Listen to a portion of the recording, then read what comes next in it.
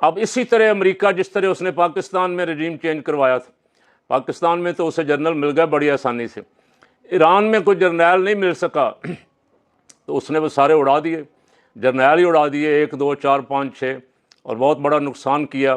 اور اندر سے نکلا کیا؟ وہی جو عراق کے خلاف الزام تھا کہ عراق کے پاس مہلک ہتھیار ہیں، ہم کسی صورت اسے ہتھیار نہیں بنانے دیں گے۔ جو انسپیکٹروں کی ٹیم آئی اس نے کہا کوئی ہتھیار اس کے پاس نہیں۔ جتنی انکوائریاں ہوئیں، کسی انکوائری میں کوئی مہلک ہتھیار اس کے پاس اگر ہوتے تو امریکہ وہاں سے زندہ واپس نہ جاتا۔ امریکہ وہاں کامیاب اس لیے ہوا کہ بدقسمتی سے جس طرح کا اسلحہ عراق کے پاس ہونا چاہیے تھا نہیں تھا۔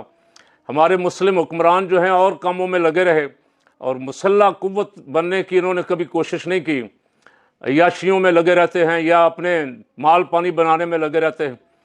تو اس وقت عراق پہ الزام لگایا، اب ایران پہ، ایران اس کے سائنسدان بھی کہہ رہے ہیں، امریکہ کے مذاکراتی ٹیمیں کہہ رہی ہیں کہ ابھی وہ ایٹمی قوت بننے سے بہت دور ہے، بڑے فاصلے پہ ہے، لیکن اسرائیل اور امریکہ مسلسل ڈٹائی اور بے شرمی سے الزام لگا رہے ہیں کہ ہم ایران کو ایٹمی قوت نہیں بننے دیں گے، یعنی تاثر یہ دے رہے ہیں کہ یہ حملہ اس لیے کیا ہے کہ ایٹمی قوت بن رہا تھا، نمبر 1۔